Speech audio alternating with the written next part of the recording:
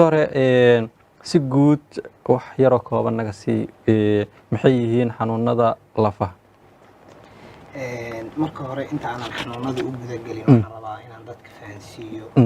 lafaha iyo waxay noo qabtaan aad iyo aad jirkeena meelo kala duwan ayay lafaha ku jiraan lafahaas marka la isku soo duubo waxa ay dabool u yihiin oo ay daboolaan xubnihii gudaha oo ay ilaaliyaan sidoo kaleeto lafaha waa wax naga saaciday inaan soconno inaan dhaqdhaqaaqno inaan adimaha kala duwan ee jirkeena aanu nuuxino sidoo kale waxaa muhiima oo toobigaana muhiim u ah lafaha waxay qabtaan shaqo ah in lagu kaydiyo macaadinta lafaha adkeeya waxa ay soomaalida badanaa dhahdo calciumka marka shaqooyinkaas ayay lafaha qabtaan xanuuno kala duwan ayaa lafaha marka ku dhaca xanuunadaas kala duwan waxay noqon karaan kuwa ay keenaan